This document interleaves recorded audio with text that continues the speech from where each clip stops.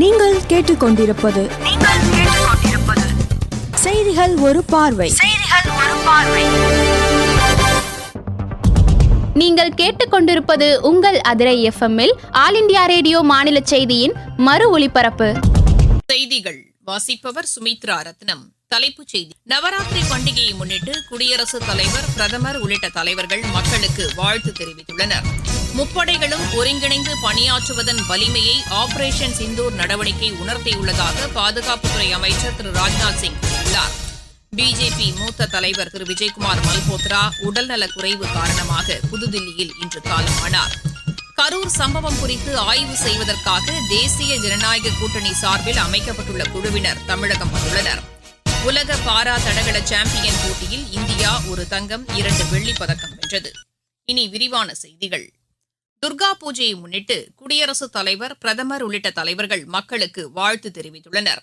குடியரசுத் தலைவர் திருமதி திரௌபதி முர்மு வெளியிட்டுள்ள வாழ்த்துச் செய்தியில், இந்த பண்டிகை நாட்டின் கலாச்சாரம், நம்பிக்கை மற்றும் ஆன்மீக பாரம்பரியத்தை பிரதிபலிப்பதாக குறிப்பிட்டுள்ளார். இந்த பண்டிகை சமத்துவம், சகிப்புத்தன்மை மற்றும் அன்பை ஊக்குவிப்பதாக கூறியுள்ள குடியரசுத் தலைவர், பெண்களுக்கு சமுதாயத்தில் உரிய மரியாதை கிடைக்கச் செய்ய இந்நாளில் உறுதியேற்போம் என்று தெரிவித்துள்ளார். பிரதமர் திரு நரேந்திர மோடி வெளியிட்டுள்ள சமூக வலைதள பதிவில், நவராத்திரி மற்றும் மகா அஷ்டமி பண்டிகை மக்களின் வாழ்வில் மகிழ்ச்சி, அமைதி மற்றும் நல்ல ஆரோக்கியத்தை வழங்குவதாக அமையட்டும் என்று குறிப்பிட்டுள்ளார். மத்திய உள்துறை அமைச்சர் திரு அமித்ஷா உள்ளிட்ட தலைவர்களும் மக்களுக்கு வாழ்த்து தெரிவித்துள்ளனர். நாட்டின் முப்படைகளும் ஒருங்கிணைந்து பணியாற்றுவதன் வலிமையை ஆபரேஷன் சிந்தூர் நடவடிக்கை உணர்த்தியுள்ளதாக பாதுகாப்புத்துறை அமைச்சர் திரு ராஜ்நாத் சிங் தெரிவித்துள்ளார். புதுதில்லியில் இன்று முப்படைகளின் கருத்தரங்கில் பேசிய அவர், இதன் மூலம் நமது வீரர்களின் திறன் அதிகரிப்பதாகவும் கூறினார். ராணுவ வீரர்கள் அவர்கள் பணியாற்றும் காலத்தில் மட்டுமின்றி எப்போதும் நாட்டை பாதுகாக்கும் சிப்பாய்களாக திகழ்வதாக அவர் குறிப்பிட்டார். அவர்களது ஒழுக்கமும் தலைமை பண்பும் இளையோருக்கு வழிகாட்டும் தன்மையும் பாராட்டத்தக்கது என்றும் திரு ராஜ்நாத் சிங் தெரிவித்தார். போஸ்வானாவின் சுதந்திர தினத்தையொட்டி அந்நாட்டு மக்களுக்கு வெளியுறவு அமைச்சர் திரு ஜெய்சங்கர் வாழ்த்து தெரிவித்துள்ளார். இதுகுறித்து அவர் வெளியிட்டுள்ள சமூக வலைதள பதிவில், இந்தியா போஸ்வானா இடையேயான இருதரப்பு ஒத்துழைப்புகளை மேலும் வலுப்படுத்த இந்தியா உறுதி பூண்டிருப்பதாக குறிப்பிட்டுள்ளார். பிஜேபி மூத்த தலைவர் திரு விஜயகுமார் மல்ஹோத்ரா உடல்நலக் குறைவு காரணமாக புதுதில்லியில் இன்று காலமானார். அவருக்கு வயது 93. தில்லி பிரதேச ஜனசங்க தலைவராகவும் அதன்பின் தில்லி பிஜேபியின் முதல் தலைவராகவும் பொறுப்பு வகித்துள்ள வி.கே. மல்ஹோத்ரா 5 முறை நாடாளுமன்ற உறுப்பினராகவும் 2 முறை தில்லி சட்டப்பேரவை உறுப்பினராகவும் பணியாற்றியவர். புதுதில்லியில் அவரது இல்லத்தில் வைக்கப்பட்டுள்ள மல்ஹோத்ராவின் உடலுக்கு பிரதமர் திரு நரேந்திர மோடி அஞ்சலி செலுத்தி அவரது குடும்பத்தினருக்கு ஆறுதல் கூறினார். அன்னாரது மறைவுக்கு குடியரசு துணைத் தலைவர் திரு சி.பி. ராதாகிருஷ்ணன், பிஜேபி தலைவர் திரு ஜே.பி. நட்டா, மத்திய அமைச்சர்கள் திரு ராஜ்நாத் சிங், திரு அமித்ஷா, தில்லி முதலமைச்சர் திருமதி ரேகா குப்தா உள்ளிட்ட தலைவர்களும் இரங்கல் தெரிவித்துள்ளனர். பீகாரில் மேற்கொள்ளப்பட்ட சிறப்பு திருத்தத்தின் அடிப்படையிலான இறுதி வாக்காளர் பட்டியலை தேர்தல் ஆணையம் இன்று வெளியிடுகிறது. கடந்த ஆகஸ்ட் 1ஆம் தேதி வரைவு வாக்காளர் பட்டியல் வெளியிடப்பட்டது. அதனைத் தொடர்ந்து பீகாரில் வசிப்பதற்கான ஆவணங்களை சமர்ப்பித்த வாக்காளர்களின் பெயர் இந்த பட்டியலில் இடம்பெற்றுள்ளது. ஆவணங்களை சமர்ப்பிக்காத அல்லது பீகாரில் தற்போது வசிக்காத 65 லட்சம் வாக்காளர்களின் பெயர்கள் பட்டியலில் இருந்து நீக்கப்பட்டுள்ளன. நீங்கள் கேட்டுக்கொண்டிருப்பது ஆகாஷ்வாணியின் செய்தி அறிக்கை. நாட்டு மக்களுக்கான வரலாற்று சிறப்புமிக்க மோடி அரசின் தீபாவளி பரிசு சரக்கு மற்றும் சேவை வரி குறைப்பு. மருத்துவம் மற்றும் ஆயுள் காப்பீட்டிற்கான வரி முழுமையாக ரத்து. 36 உயிர்காக்கும் மருந்துகள் மீதான வரியும் ரத்து. அடுத்த தலைமுறைக்கான இந்த சீர்திருத்த நடவடிக்கைகளில் மாணவர்கள் பயன்படுத்தும் ஸ்டேஷனரி பொருட்களுக்கான வரி ரத்து. வீட்டு உபயோக மின்னணு பொருட்கள் மீதான வரி குறைப்பு. பால் பொருட்கள் மற்றும் பாத்திரங்கள் மீதான வரி 12%-இருந்து 5% குறைப்பு. வேளாண் இயந்திரங்களுக்கான வரியும் 5% குறைப்பு. வளர்ச்சியடைந்த இந்தியாவிற்கான பயணத்தில் மோடி அரசு தொடரும் சீர்திருத்த நடவடிக்கைகள். கரூர் சம்பவம் குறித்து ஆய்வு செய்வதற்காக தேசிய ஜனநாயக கூட்டணி சார்பில் அமைக்கப்பட்டுள்ள குழுவினர் கரூர் வேலுச்சாமிபுரம் பகுதியில் நெரிசல் ஏற்பட்ட இடத்தை தற்போது பார்வையிட்டு வருகின்றனர். முன்னதாக கரூர் செல்லும் வழியில் கோவை விமான நிலையத்தில் செய்தியாளர்களிடம் பேசிய இக்குழுவின் தலைவரும் நாடாளுமன்ற உறுப்பினருமான திருமதி ஹேமமாலினி சம்பவ இடத்தை தங்களது குழுவினர் நேரில் பார்வையிட உள்ளதாக கூறினார். உயிரிழந்தவர்களின் குடும்பத்தினரை சந்தித்து ஆறுதல் கூறுவதுடன் மருத்துவமனையில் சிகிச்சை பெற்று வருவோரையும் சந்தித்து சம்பவம் குறித்து கேட்டறிய உள்ளதாக அவர் தெரிவித்தார். இதன் அடிப்படையில் பிஜேபி தலைவர் திரு ஜே.பி. நட்டாவிடம் அறிக்கை அளிக்க உள்ளதாகவும் திருமதி ஹேமமாலினி கூறினார். இக்குழுவில் இடம்பெற்றுள்ள முன்னாள் மத்திய அமைச்சர் திரு அனுராக் சிங் தாக்கூர் பேசுகையில் நெரிசல் ஏற்பட்டதற்கான காரணம் குறித்து தங்களது குழு ஆராய உள்ளதாக தெரிவித்தார். தேசிய முதியோர் தினம் நாளை கடைபிடிக்கப்படுவதையொட்டி சென்னை கிண்டியில் உள்ள தேசிய முதியோர் நல மருத்துவமனையில் இன்று சிறப்பு மருத்துவ முகாமிற்கு ஏற்பாடு செய்யப்பட்டுள்ளது.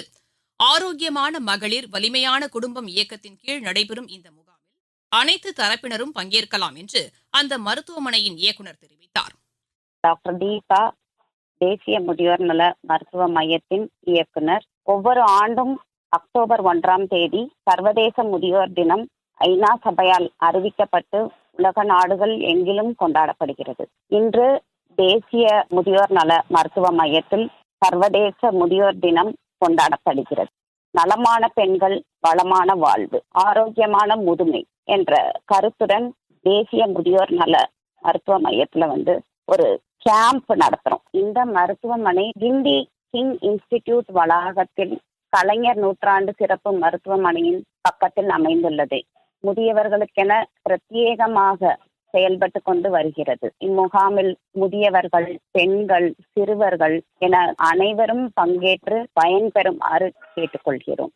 முப்படை வீரர்களின் ஆரோக்கியத்தை பேணி காப்பதில் ராணுவ செவிலியர்கள் முக்கிய பங்கு வகிப்பதாக முப்படைகளின் தளபதி ஜெனரல் அனில் சௌஹான் தெரிவித்துள்ளார்.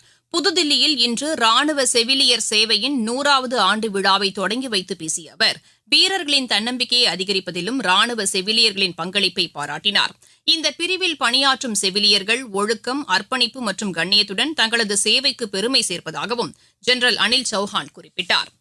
குஜராத் மாநிலத்தின் சௌராஷ்டிரா மற்றும் கட்ச் பகுதிகளில் இன்று மிக கனமழை பெய்யக்கூடும் என்று வானிலை ஆய்வு மையம் தெரிவித்துள்ளது. அந்தமான் நிக்கோபார் தீவுகள், அசாம், மேகாலயா, சத்தீஸ்கர், ஒடிஷா, மிசோரம், நாகாலாந்து, திரிபுரா மற்றும் கடலோர ஆந்திராவில் கனமழை பெய்யக்கூடும் என்றும் தெரிவிக்கப்பட்டுள்ளது. கொங்கன், கோவா, மகாராஷ்டிரா மற்றும் ராஜஸ்தானில் அடுத்த 3 நாட்களுக்கு லேசானது முதல் மிதமான மழை பெய்யக்கூடும் என்றும் வானிலை ஆய்வு மையம் தெரிவித்துள்ளது. இதனிடையே தலைநகர் தில்லியில் பலத்த காற்றுடன் கனமழை பெய்து வருகிறது. இதன் காரணமாக தில்லியில் விமான போக்குவரத்து பாதிக்கப்பட்டுள்ளது. 2025ஆம் ஆண்டுக்கான விளையாட்டு வீரர்கள் மற்றும் பயிற்சியாளர்களுக்கான விருதுகளுக்கு விண்ணப்பங்கள் வரவேற்கப்படுவதாக மத்திய இளைஞர் நலன் மற்றும் விளையாட்டுத்துறை அறிவித்துள்ளது. தகுதி வாய்ந்த விளையாட்டு வீரர்கள், பயிற்சியாளர்கள் மற்றும் விளையாட்டு அமைப்புகள் தங்களது விண்ணப்பத்தை விளையாட்டுத்துறை இணையதளத்தில் அடுத்த மாதம் 28ஆம் தேதிக்குள் சமர்ப்பிக்குமாறு கேட்டுக் கொள்ளப்பட்டுள்ளது. தேர்வு செய்யப்படும் வீரர்களுக்கு மேஜர் தியான்சந்த் கேல் ரத்னா விருது, அர்ஜுனா விருதுகளும், பயிற்சியாளர்களுக்கு துரோணாச்சாரியா விருதும் வழங்கப்படும். உலக பாரா தடகள சாம்பியன் போட்டியில் இந்தியா ஒரு தங்கம், 2 வெள்ளிப் பதக்கம் வென்றது. புதுதில்லியில் நடைபெற்று வரும் இப்போட்டியின் ஆடவர் ஈட்டி எறிதல் பிரிவில் ரிங்கு ஹூடா தங்கப்பதக்கத்தையும் சுந்தர் சிங் குர்ஜார் வெள்ளிப் பதக்கத்தையும் வென்றனர். ஆடவர் வட்டு எறிதல் பிரிவில் யோகேஷ் கத்தூனியா வெள்ளிப் பதக்கம் வென்றார். உலகக்கோப்பை மகளிர் ஒருநாள் கிரிக்கெட் போட்டி இன்று தொடங்குகிறது. முதல் ஆட்டத்தில் இந்தியா இன்று இலங்கையை எதிர்கொள்கிறது. குவஹாட்டியில் இப்போட்டி பிற்பகல் 3 மணிக்கு தொடங்குகிறது.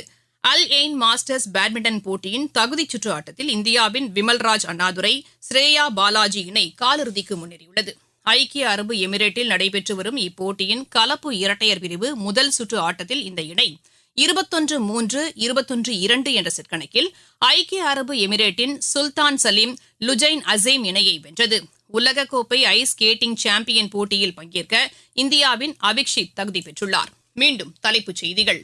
நவராத்திரி பண்டிகையை முன்னிட்டு குடியரசுத் தலைவர், பிரதமர் உள்ளிட்ட தலைவர்கள் மக்களுக்கு வாழ்த்து தெரிவித்துள்ளனர். முப்படைகளும் ஒருங்கிணைந்து பணியாற்றுவதன் வலிமையை ஆபரேஷன் சிந்தூர் நடவடிக்கை உணர்த்தியிருப்பதாக பாதுகாப்புத்துறை அமைச்சர் திரு ராஜ்நாத் சிங் கூறியுள்ளார். பிஜேபி மூத்த தலைவர் திரு விஜய்குமார் மல்ஹோத்ரா உடல்நல குறைவு காரணமாக புதுதில்லியில் இன்று காலமானார்.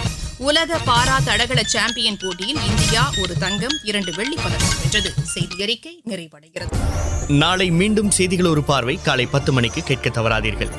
எப்பவுமே கேளுங்க FM. நாளை நம்ம அதிரே FM 90.4 நமது சமூகம் நமது நலன்.